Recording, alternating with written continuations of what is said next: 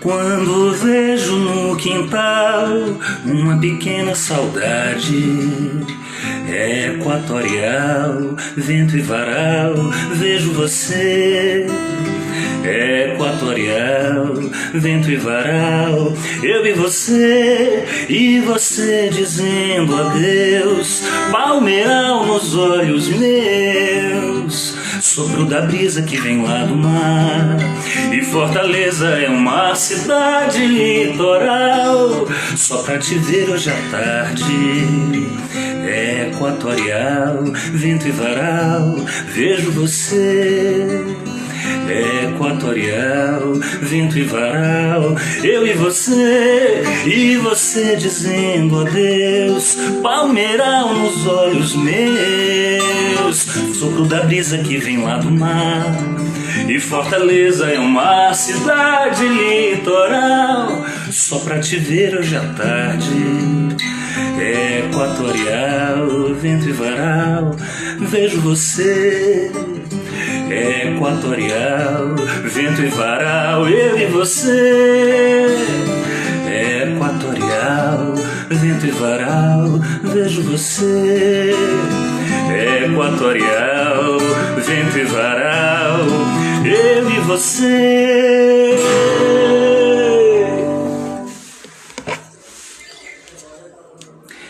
Quem, se eu gritasse, entre as legiões dos anjos me ouviria?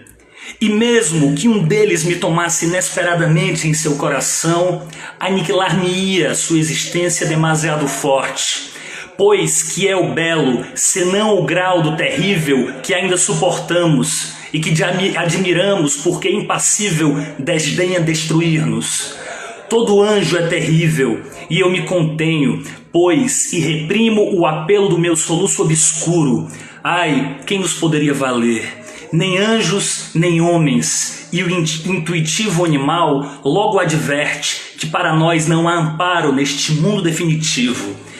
Resta-nos, quem sabe, a árvore de alguma colina que podemos rever a cada dia. Resta-nos a rua de ontem e o apego cotidiano de algum hábito que nos afeiçoou a nós e permaneceu. E à noite, quando o vento pleno dos espaços do mundo desgasta-nos a face, a quem se furtaria ela, a desejada, ternamente enganosa, sobressalto para o coração solitário? Será mais leve para os que amam? Ai, apenas ocultam eles, um ao outro, seu destino. Não sabias? Arroja o vácuo aprisionado em teus braços, para o espaço que respiramos. Talvez os pássaros sentirão o ar mais dilatado, num voo mais comovido. É com Rainer Maria Rilke que eu abro mais uma noite de Um Mapa da Lira. Muito obrigado a todo mundo que está aqui. É uma alegria, estou aqui no Estúdio Lâmina, começando mais um Mapa da Lira, diretamente do Estúdio Lâmina aqui em São Paulo. Mapa da Lira que chega aqui na 6ª edição. Já recebeu tanta gente boa, tanta gente bacana. Tô vendo aqui uma galera que tá colando pela primeira vez. Muito grato, Regina, você tá desde o primeiro. Um beijo pra Regina de Stasi, você que tá desde o primeiro Mapa da Lira. Muita gente boa aqui retornando. Eu só tenho a agradecer. Isso aqui na verdade é uma grande experiência, é algo realmente movido por uma paixão. Eu sou compositor, sou músico e o poético faz parte da minha experiência. O Mapa da Lira até agora chamou poetas, dramaturgos, dramaturgas, mas em breve também vai chegando pelo caminho da canção. A canção está diretamente ligada à poesia e eu só tenho a agradecer a quem está somando nesse momento, chegando, para poder compartilhar essas ideias e levar a ideia da poesia adiante. Então é o seguinte, sem mais delongas, hoje eu tenho a grande honra de convidar uma escritora que me marcou muito nessa quarentena. Eu já conheci o trabalho dela anteriormente, mas nessa quarentena o livro mais recente dela, Em Plena Luz, foi muito marcante para mim. E é uma honra poder receber uma escritora que nos representa, que leva adiante o nome do Ceará com tanta maestria, uma grande prosadora, uma grande narradora. Então eu queria convidar, sem mais delongas, para esse papo, Tércia Montenegro. Tércia, deixa eu te chamar para cá, deixa eu ver aqui.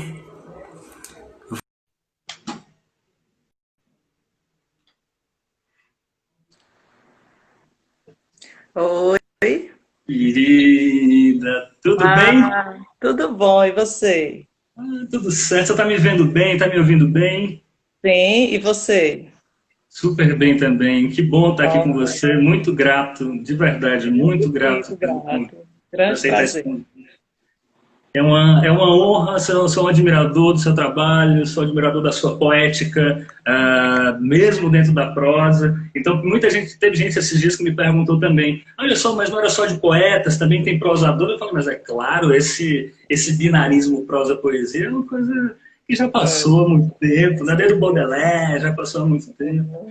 Então pois é. uma honra estar aqui com você. E você uma pessoa assídua no Mapa da Lira, né? É uma responsabilidade grande. Admiro muito. Muito, muito, muito grato. Olha só, você sabe que o Mapa da Lira ele vai direto aos assuntos e tenta ir geralmente nos rudimentos, até uma possibilidade de apresentar para outras pessoas que não são exatamente da literatura das palavras outros caminhos assim e quais são os materiais com os quais a gente trabalha. Eu lhe perguntar, fazer uma pergunta bem simples, na verdade, rudimentar e eu acho que é um pouco a base de tudo e você trabalha com isso também. O que é narrar para você? Narrar, né?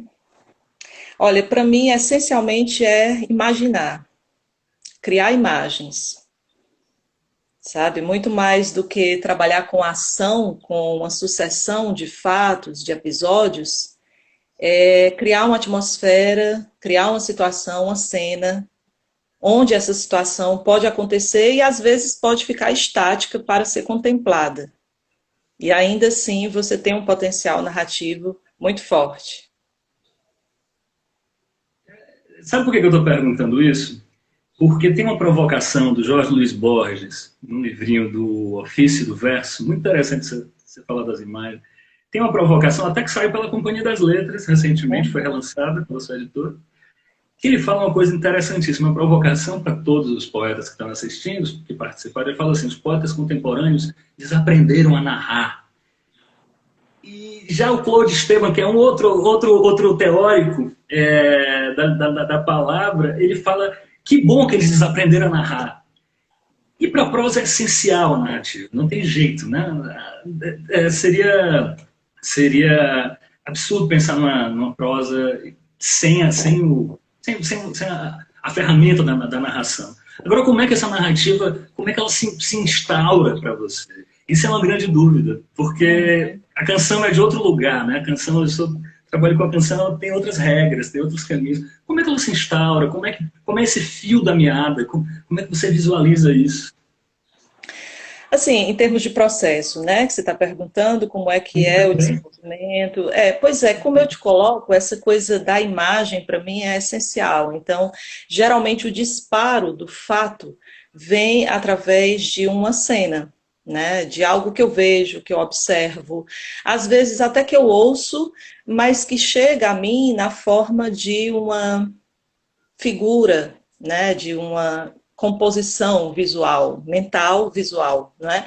Então eu acho que a partir da criação de um personagem ou de uma situação na qual esse personagem se encontra, a história nasce. Então raramente acho que não consigo lembrar quais foram as ocasiões em que eu pensei primeiro, vou escrever essa história por causa dos fatos, né?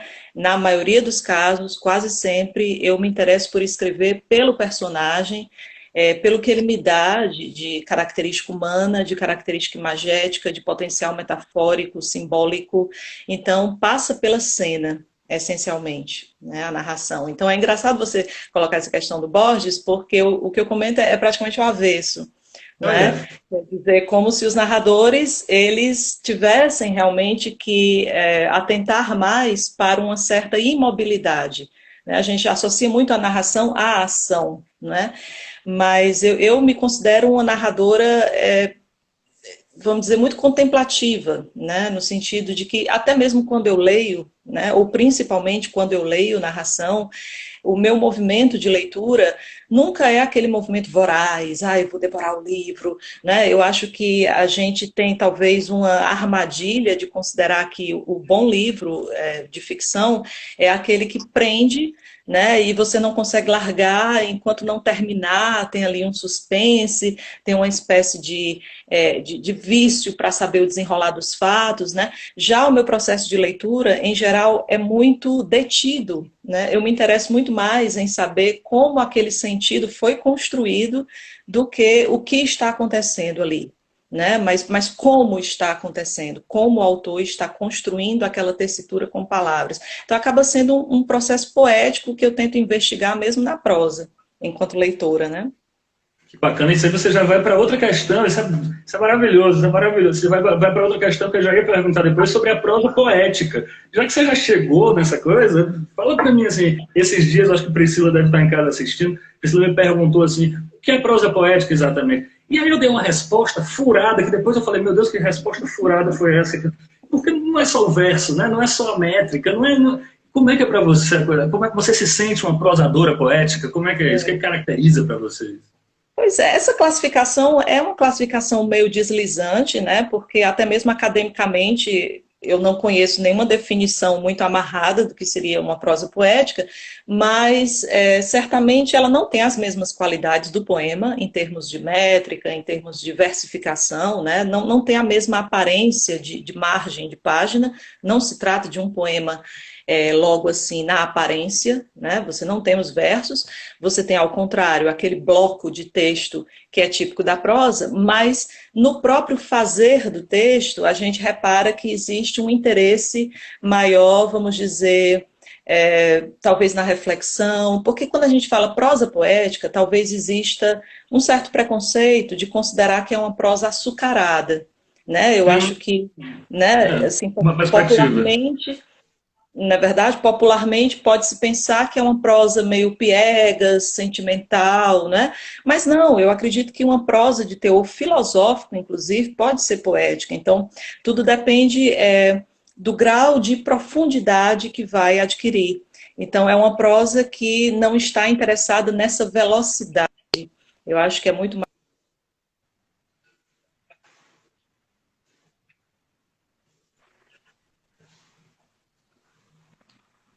Bom, muito bom. Se a sua transmissão está caindo um pouquinho, vamos continuar. Você está me ouvindo bem? Eu te escuto bem, para mim está perfeito.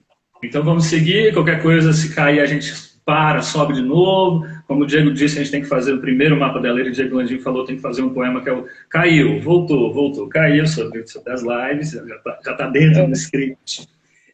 Tem uma coisa que você falou do personagem, que é a coisa que isso me interessa, porque o Ferreira Goulart fala que isso sempre motivou muito ele, que é o espanto diante da realidade, né? que é essa epifania, essa fagulha, né, de mistério. E é óbvio que isso também está na prosa, está em outras linguagens.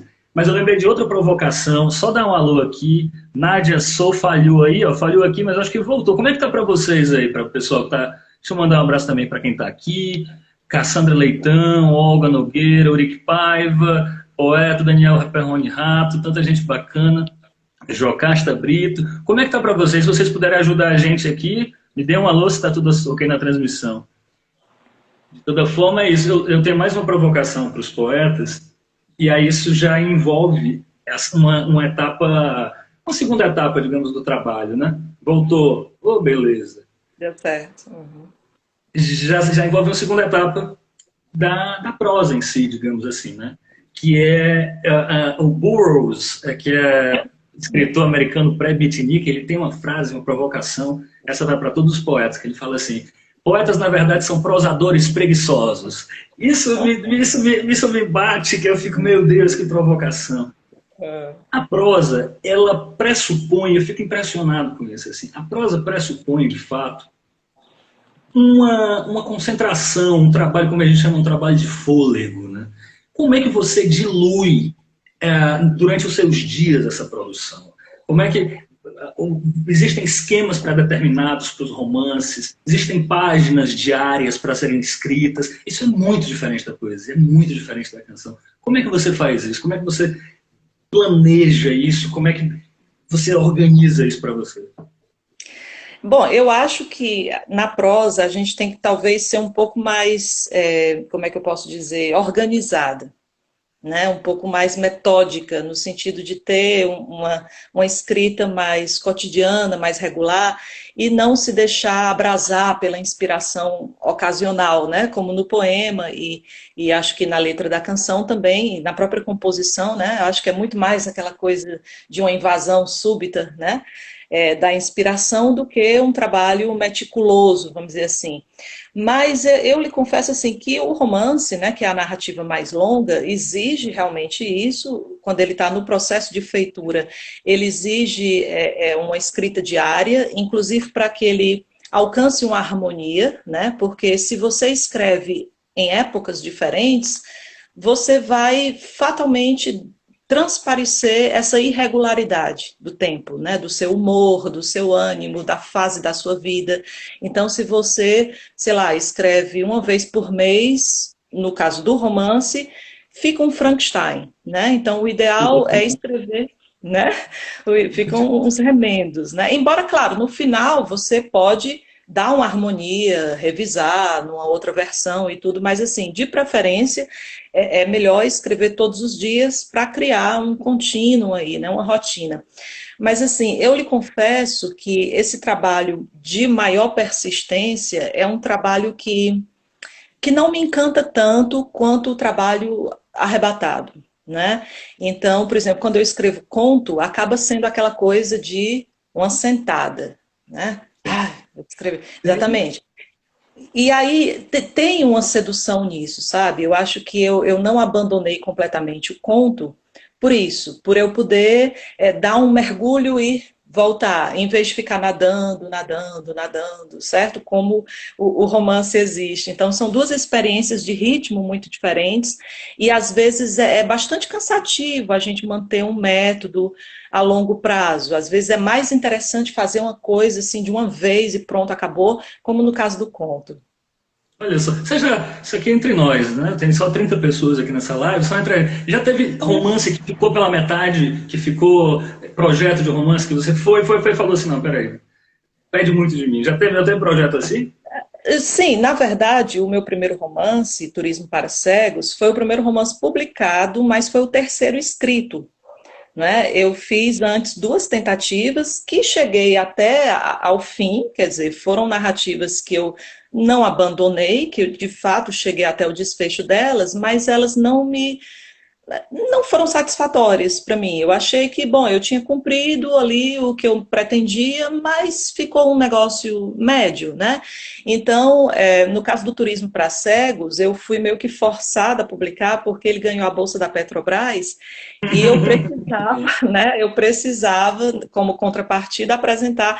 E ele ganhou com a obra em fase de andamento. Então, eu estava com 50% do livro. E aí eu me desesperei, né? Porque eu digo, eu vou ter que terminar esse negócio. E vou ter que terminar bem, né? Porque, assim, imagina, o vexame de ser o primeiro romance e ser um negócio, assim, troncho, né? Então, foi uma grande pressão, mas até então eu ficava aquela coisa, me exercitando, né? Mas sem muito, como é que eu posso dizer? Sem muito prazo, né? O Turismo para Cegos é que teve realmente um prazo para terminar, e aí é que eu entrei nessa coisa de escrever todo dia, que eu acho que é o mecanismo da narrativa longa mesmo. Muito legal. Eu lembrei que o Neruda tem reza a lenda, claro, né, que ele tinha horários para escrever, mesmo sendo poesia, mesmo sendo poeta. Ele geralmente escrevia a partir das 2 da tarde, religiosamente sentava na mesa dele para escrever. A prosa prevê um pouco mais isso, né? A prosa, eu lembro, vendo a matéria sobre Chico Buarque, Chico falando que no romance também tem essa coisa dos horários, né, da escrita, da dedicação. Eu fico impressionado. Eu acho que eu vou continuar sendo um pouco um compositor preguiçoso, porque a prosa realmente eu fico encantado. O Em Plena Luz foi super importante para poder relembrar isso, quanto a prosa pede da criadora, pede do criador. E eu ia te pedir para poder a gente ler o primeiro texto da noite, primeiro trechinho, a gente ir para a obra em si, para a coisa em si, para poder trocar e bater essa bola. Vamos que vamos? Certo, vamos lá. Eu selecionei um trecho que é do Turismo para Cegos. É um capítulo É um pedaço de um capítulo, não vou ler todo, certo? Se chama A Fratura. Eu tinha na época um pavor de retratos. Chegava a gritar com a vigilância dos rostos antigos nas molduras em profusão pela sala. E se não conseguia virá-los para a parede, o jeito era passar correndo pelo trecho em que se enfileiravam, acima do piano e da mesinha de centro. Os adultos tomavam o meu comportamento por brincadeira, mas na realidade a coisa ficava séria. As aparências me transtornavam, faziam com que eu caísse nas mais profundas reflexões, comparando fisionomias em revistas e jornais. Ali, os retratos não me assustavam, porque eu podia fechá-los entre as páginas. Então me demorava, comparando feições, às vezes trocando narizes e bocas, recortados com uma tesoura. Criava os meus próprios Frankensteins, buscando o que não funcionava no rosto, o que parecia estranho ou original. Diante do espelho, também fazia experimentos. Cobria a cara com terra pastosa que tirava dos vasos de planta, no esforço de me ver negra como as meninas etíopes. Testava inúmeras possibilidades. Cobria a cabeça com lenços, inventava maquiagens quando minha mãe saía. Desejei ter nascido chinesa para usar lentes de contato azuis em olhos puxados, azuis ou verdes, quem sabe violetas. Frisaria os cabelos, faria cachos bem crespos para testar como ficava um rosto redondo com aquele penteado. E usaria roupas tropicais, saltos do tipo agulha. Seria um oriental altíssima, extravagante, com meu cabelo pipocado e olhos cor de cereja. Que beleza, Tati. Que beleza, que maravilha. É isso, a prosa poética realmente vai continuar sendo, por séculos e séculos, algo indefinido, porque eu, você tem em plena luz, para mim foi muito forte isso, como as imagens, as analogias, as metáforas, as referências vão se diluindo no meio do parágrafo e você vai se deleitando com o passado livre, como um grande poema, como grandes poemas.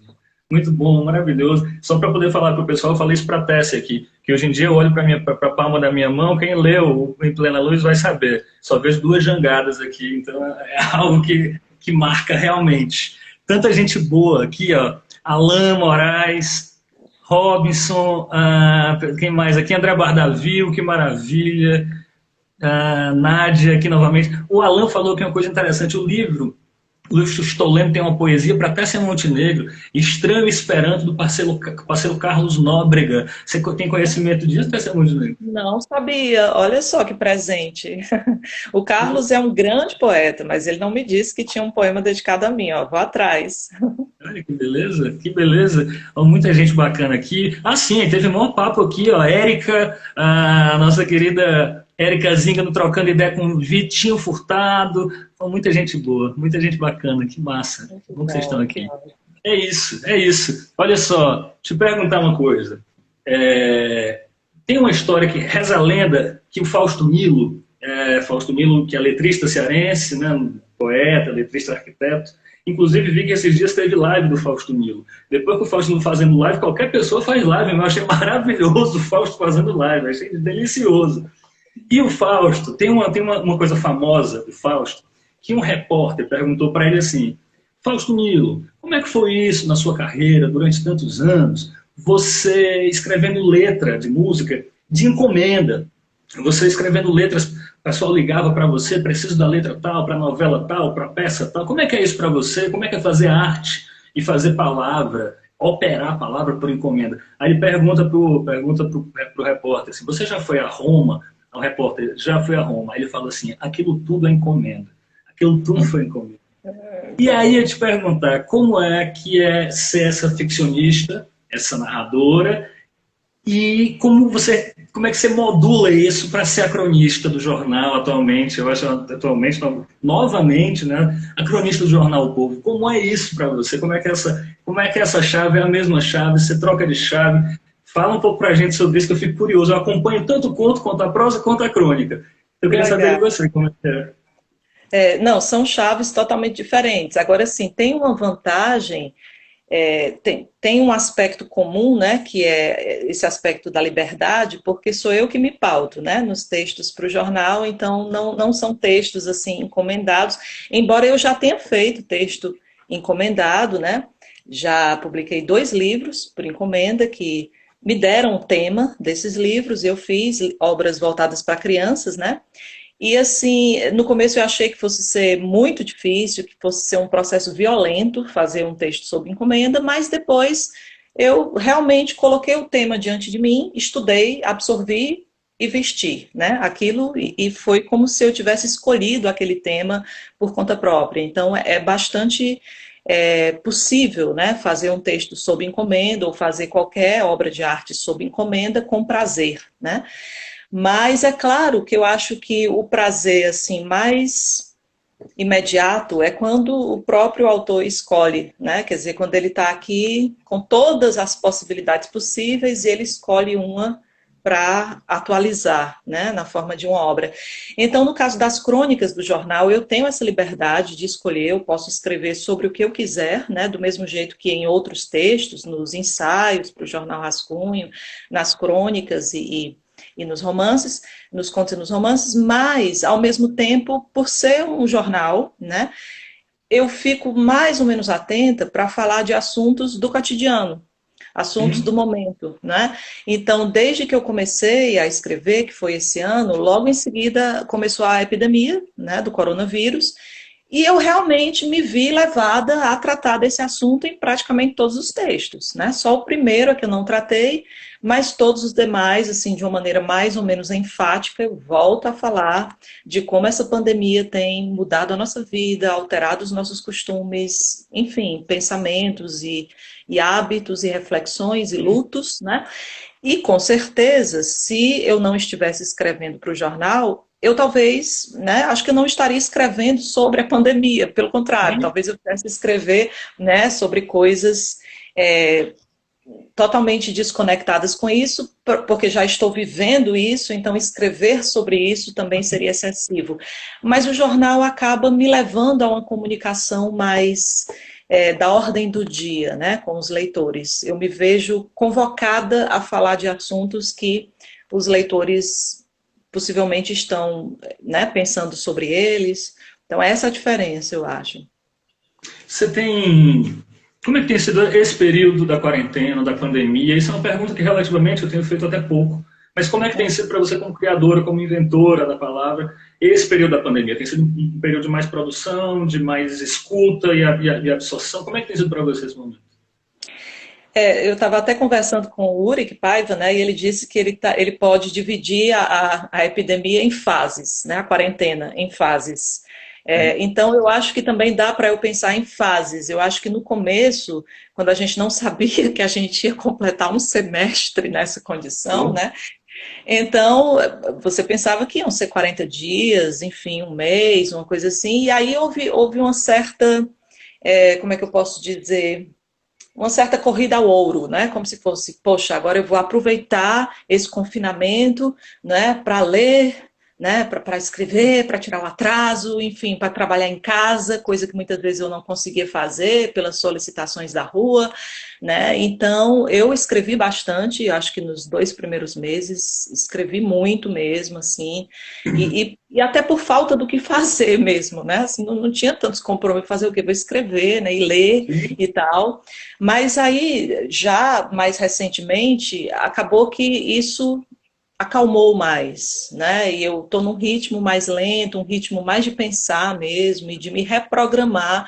Eu acho que é um ritmo agora mais de pensar do que de fazer, né? Nesses últimos tempos, na quarentena. É isso. Olha só, passou uma pergunta aqui agora, não posso deixar passar essa pergunta maravilhosa aqui. Cadê? Grande, grandíssima, mestra carinhosa, Andréa Barnavio, fazendo uma pergunta aqui. A literatura é uma dança? Boa Olha sorte, aí, essa Montenegro. com certeza, é uma dança com as palavras, né? Eu faço dança com a Andrea.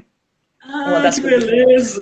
Pois é, uma das coisas boas da quarentena é fazer a dança com a Andrea, né? Claro que não é o ideal, porque nós estamos fazendo online, tivemos apenas um encontro presencial e aí veio a quarentena, mas a manutenção dessa atividade física, né? Eu acho que tem sido uma salvação, assim, porque a minha tendência seria ficar só na mente, né? Esquecendo que eu tenho um corpo. E uma vez eu vi uma palestra era um professor, né, dando uma palestra, e ele disse assim que os intelectuais e os professores de uma maneira geral costumam considerar o corpo apenas como um veículo para levar a cabeça para os congressos. E eu me identifiquei muito com isso, sabe, assim, porque praticamente, né? Praticamente, assim, é como se a minha identidade estivesse associada ao meu pensamento, às minhas ideias. E não, né? A gente tem que lembrar que temos uma identidade biológica, que o nosso corpo é importante. Então, certamente, a Andrea tem me ensinado muito sobre isso e a literatura é uma dança com palavras. Sim. Que maravilha, também fui aluno da André, também tive essa alegria, e minha vida é antes e depois dessa relação. Inclusive, André, se você puder fazer um favor rapidamente, que é o seguinte, tem uma frase que vocês sempre usam na dança contemporânea, que eu nunca lembro, que você puder colocar aqui a pergunta, que é assim, o que dança em mim, o que dança em você quando eu danço, o que dança em mim quando você dança? É alguma pergunta nesse sentido, que eu acho que isso também um radical da arte como um todo, em geral. O que você tem de influência para falar para a gente? Assim, eu abri hoje a live com um poema, O Elegia de Duino, do Rilke, que é absurdo, né? Assim, é uma força. E eu fui dar uma stalkeada em você e aí encontrei uma referência de um poema que você foi apaixonada, encontrou esse poema num filme. E se você, inclusive, não sei se você tem de cabeça. Tem de cabeça, não? Esse poema? Esse trechinho?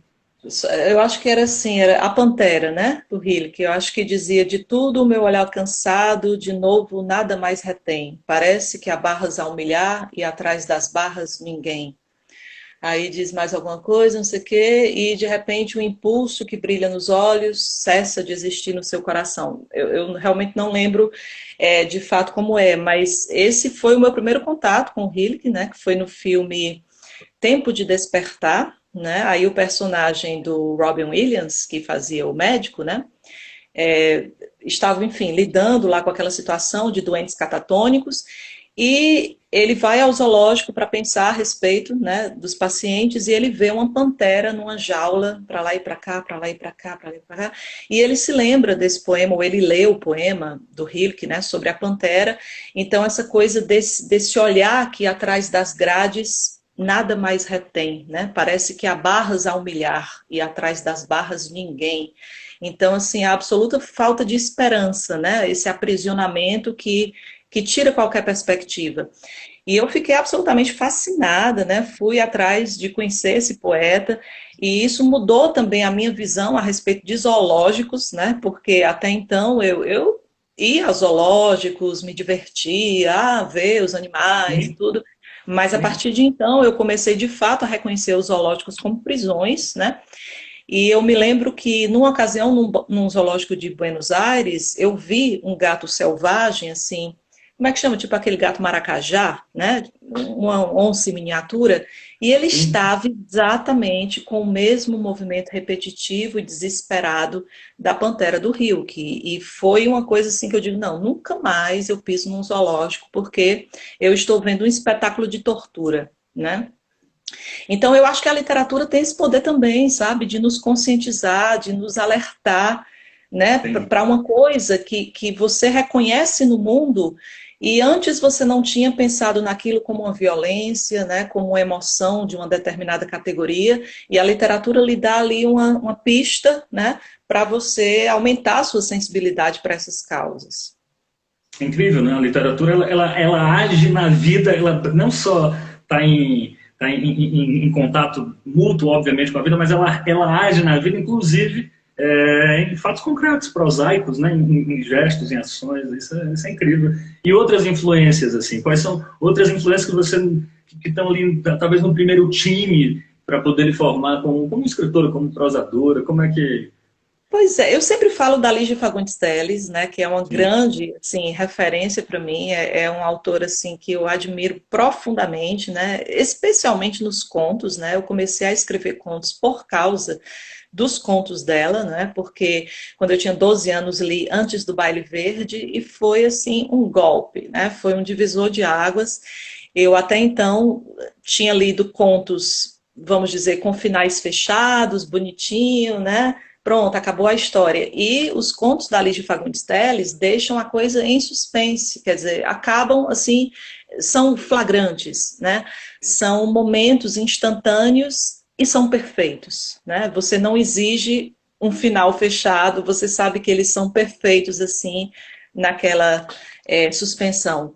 E quando eu via a possibilidade de uma escrita dessa natureza, aquilo revolucionou a minha vida. E também, estranhamente, até então, eu tinha a sensação de que eu não tinha lido autoras mulheres, né? Embora eu tivesse lido, sim, né? Porque lá em casa sempre houve essa preocupação, né, de que nós lêssemos bons autores, então havia a Clarice Lispector para crianças, havia a Cecília Meirelles, ou isso ou aquilo, né, então autoras mulheres escrevendo para crianças, eu li, mas parece que era como se fosse a literatura adulta, é uma coisa séria, portanto é uma coisa dominada pela masculinidade. E quando eu vi a Lígia Fagundes Telles naquele lugar, né, onde havia quase que absolutamente homens, eu digo, olha, abriu-se um caminho, né? Que beleza, que beleza, que É interessante você falar isso. Só um parênteses com relação à música. O Lucas fez uma pergunta ali também, não esqueci não. Só um parênteses com relação à música, que é o seguinte: a história da música brasileira é feita de muitas intérpretes, de muitas cantoras. Mas, em geral, quando você vai ver, são de pouquíssimas compositoras em si. Como os Uhum. espaços para as compositoras foram sendo fechados, você conta nos dedos o nome das compositoras que estavam na linha de frente. Então, o nosso machismo estrutural, o meu machismo, o machismo é algo que impera, impede e fecha caminho, sim. Então, que bom que a Lígia É. fez essa porta para você. Olha só, eu vou lhe pedir para poder ler mais um trecho, mas antes eu só queria tentar correr aqui, porque hoje, como a galera tá junto mesmo da gente aqui, batendo essa bola, tanta gente boa. Olha só, deixa eu ver aqui. Lucas Sanches, olha só, o Lucas queria saber como até você utiliza a musicalidade nos textos e você usa a literatura nas músicas. Essa eu lembrei daquela conversa que a gente teve sobre os ritmos da prosa, aquela entrevista sobre o ritmo da prosa, que a pessoa fica uma hora e os ritmos da prosa, e aí o Chico Buarque fica, cara, não sei, mas, boa sorte dessa música. Fale pra gente só um pouco sobre essa musicalidade, assim, se você puder, tiver algo na cabeça, assim, do início. É, pois é, assim, eu acredito que exista uma musicalidade inconsciente, né? Porque quando a palavra não encaixa bem, né? Muitas vezes esse desajuste que eu percebo passa pela sonoridade, né? Alguma coisa, talvez a palavra tem uma vogal que não é o interessante ali, enfim, estilisticamente a gente sabe que o som da palavra afeta a emoção, né? Que pode sugerir uma tristeza, que pode sugerir uma abertura, né? Se pega uma palavra como o poema do Alain Mendonça, o livro do Alain Mendonça, chamado Varandas, Varandas, né? Então você já tem aí uma ideia de abertura, né? Por esse excesso de as, né? Então, claro que existe um investimento estilístico na sonoridade, mas eu não faço isso de maneira muito consciente, não, sabe? Eu acho que é mais intuitivo, aqui dali não está dando certo, eu pego, substituo, mas sem pensar muito onde é que esse ritmo funciona ou não. Não é tão racional, né? Ó, então só dar um alô em quem está aqui com a gente. Vai muita gente, o Lucas, Janaína entrou, Paulo Almeida entrou. Olha só, a gente nem abordou ainda aqui. J. Bobilcard também, sua aluna no Cristos. Deixa eu ver aqui.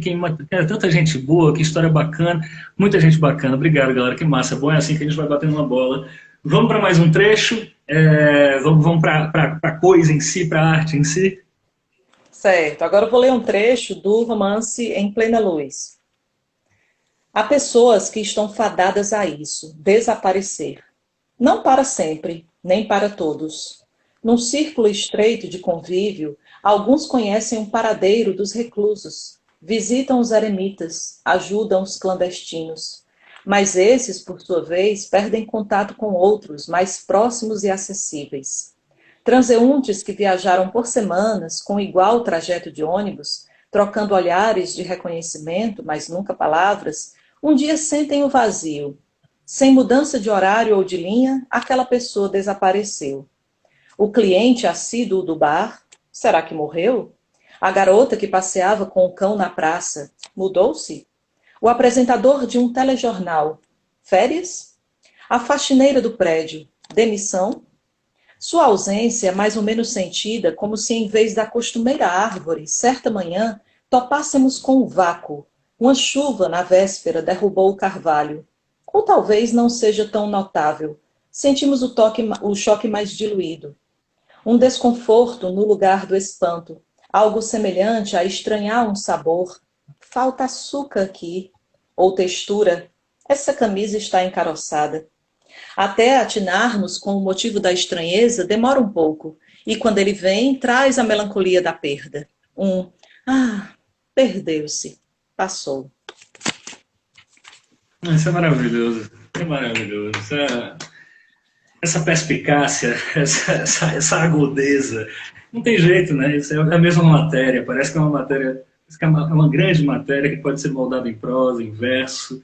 É muito, muito bonito, sempre muito bonito. Eu ouvi gente comentando aqui que está pela primeira vez me ouvindo declamar os textos. Isso é maravilhoso. Que o Mapa da Letra seja esse espaço também da voz, e a voz literalmente de autores e autores, para poder as pessoas ouvirem timbre da voz. Agora é o seguinte, a gente vai começar a se encaminhar para o final do nosso papo, mas eu tenho que perguntar uma coisa. Como é que é a peça fotógrafa? Como é que a fotografia é uma forma de esquecer um pouco a palavra ou elas se complementam? Como é que é isso aí? É uma forma, assim, de esquecer a palavra, é uma forma de escrever com a luz, né? Ou seja, é um outro processo de captura. Eu acho que é muito parecido para mim escrever e fotografar, porque nos dois eu estou à caça, né? Eu estou à caça de alguma coisa que já existe, seja a palavra, seja a cena no mundo, mas eu preciso de um flagrante, eu preciso do momento propício para agarrar aquilo e aquilo fazer sentido, né? Então é uma emoção muito parecida, escrever e fotografar. Muito demais, muito demais. É isso, né? A palavra, a gente sabe que essa obsessão, ela também a obsessão vira vício, né? Ela pede da gente, ela fica ali na cabeça, se repetindo, pedindo existência, clamando existência. Que bom que você encontrou esse braço da imagem, né? Ela acompanha também como fotógrafo nesse Instagram. Olha só, muito grato de coração, eu só tenho a agradecer. Tanta gente boa aqui. Deixa eu aproveitar, antes da gente ir para a nossa reta final, tem tanta gente boa aqui falando. Não sei se você está conseguindo ler também, porque o pessoal está... Não, eu não consigo ler.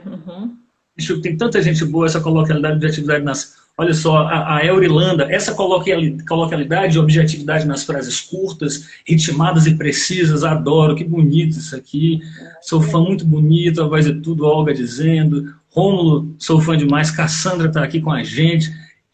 E a Ine da UFC Tessa, você tem uma escrita que se inscreve no universo literário de escritoras jovens hispano-americanas, cujo texto subverte não apenas temas, mas uma tessitura tida como feminina.